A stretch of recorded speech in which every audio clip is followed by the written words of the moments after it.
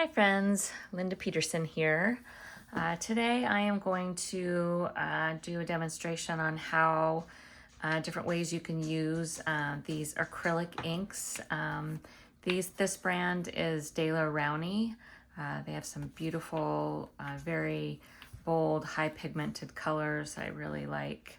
I'm going to show you how I work with them. If you've never used acrylic inks before, these are very high pigmented, very watery paints. They are water soluble, but they are permanent once they're dry, and they are transparent, and you can layer. You can add these to any mixed media project. You can use them basically like a watercolor if you want. You can build up layers with them. You can mix them on a palette to make your own colors. They're very versatile and really fun to use. So the first thing I'm going to show you is one way to use them.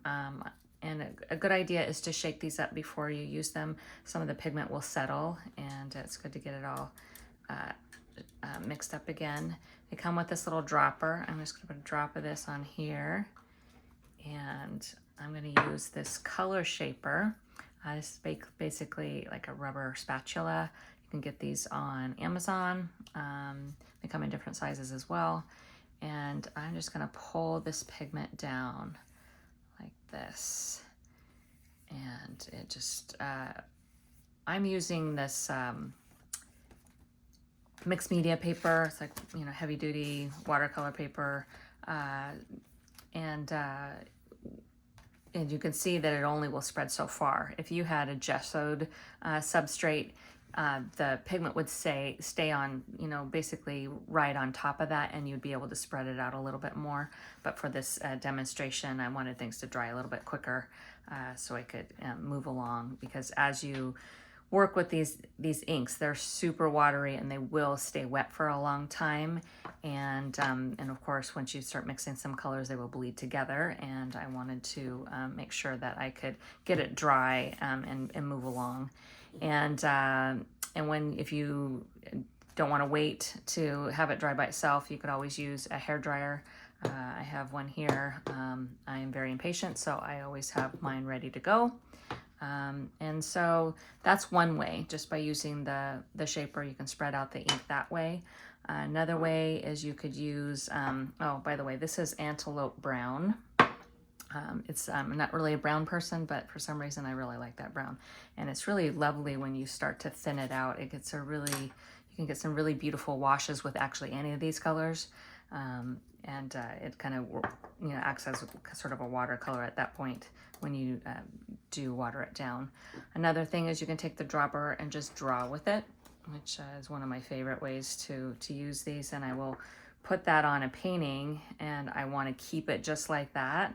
So I will go ahead and dry it, and just to make sure that it stays like that. And sometimes I might want to, you know, blend some of this in, and I'll just dip my brush into some water and just kind of pull some of that ink down and away from whatever design or shape I've made. And this is Payne's Gray. You can see it's a lovely blue-gray color. Payne's Gray is one of my favorites in any medium. I just think it's just a beautiful color.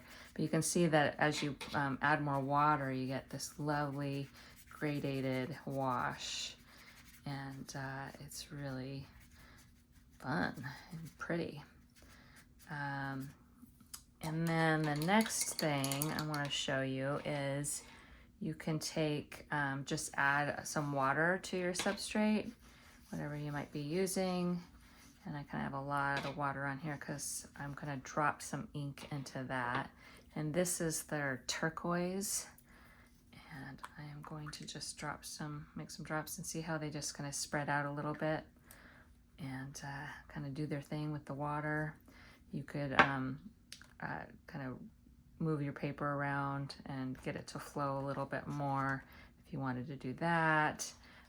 You could add a little bit more water to those to get it to spread a little bit and use this blower. This is a Tim Holtz blower that he has designed for his alcohol inks, to move those inks around.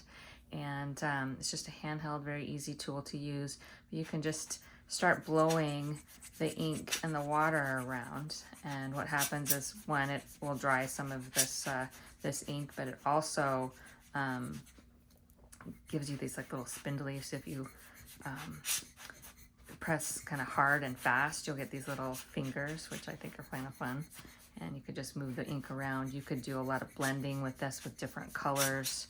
And if you've ever seen alcohol ink, I do have a video on alcohol inks as well, and you could see how this tool will move those around.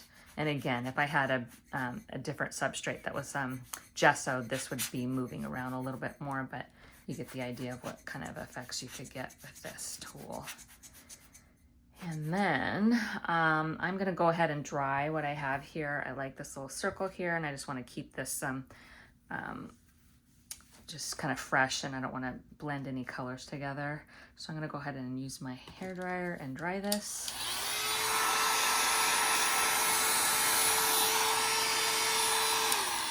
And you can see, you can use a hair dryer as well to move. Like, this is pretty thick ink here, and you could move it around with this as well.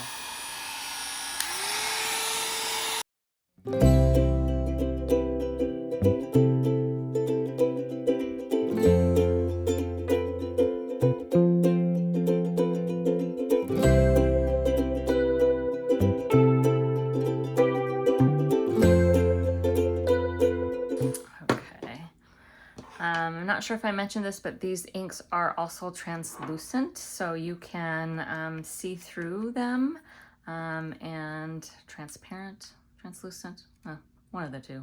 Anyway, probably transparent probably is the right word. Anyway, so I'm gonna show you that here and how that works. So one, I'm gonna just put that, like, you know, that line there, and then get some water. This is another way, is you can just basically paint with things, and you could stick your paintbrush in the bottle too. That's, you know, no reason to put the line here. You don't have to do that if you don't want to. But I just wanted to show you how this spreads out, and look at this lovely color. It's so pretty. It's so just bold and rich. And if you go over areas that are already there, and you can see that I'm changing the color of this, I'm warming up this Antalope brown, but of course you can still see the brown underneath. And that would work here too. You can still see the blue underneath. Kind of turns it a little bit green, but you can still tell it's blue. And all these little spots here that have dried, and that yellow is just going over. You can still see that coming through, which is really lovely. And then the last thing I want to show you is, I'll do that with the Payne's Gray again. I have this other tool. This is called a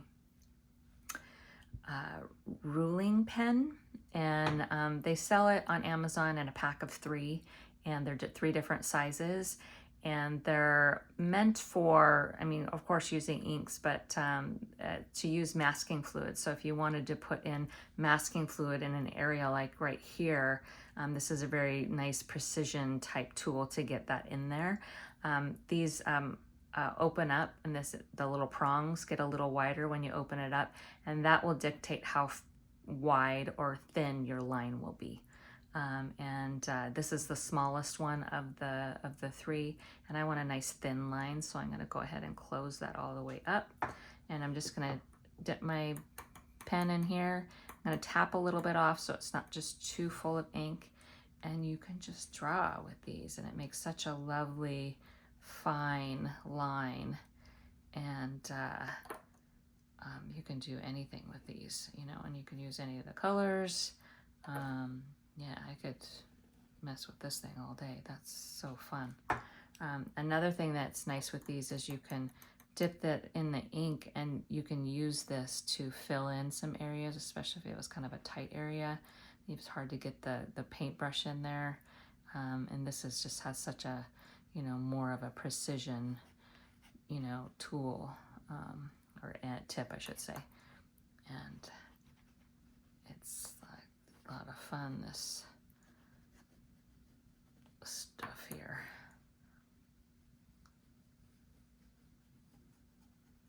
And I'll show you if I widen this a little bit, you'll see how I will get a thicker line.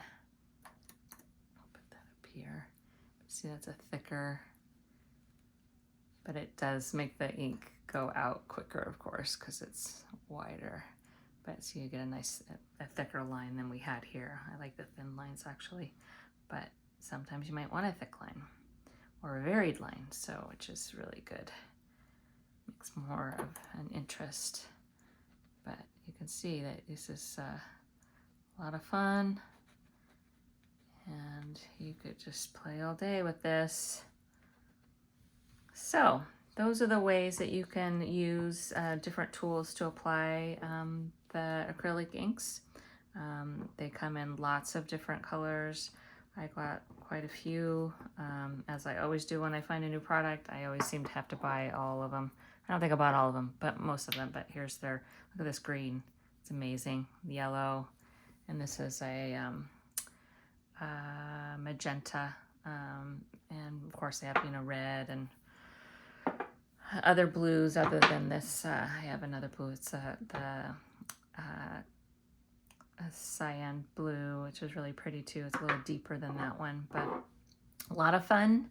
Let me know in the comments if any of you have tried these. I know they haven't been on the market too long, but maybe they've been longer than I thought, because I have just only been back into painting for the last few months. So anyway, a lot of fun. And if you enjoyed this video, please give me a thumbs up and subscribe if you haven't done so.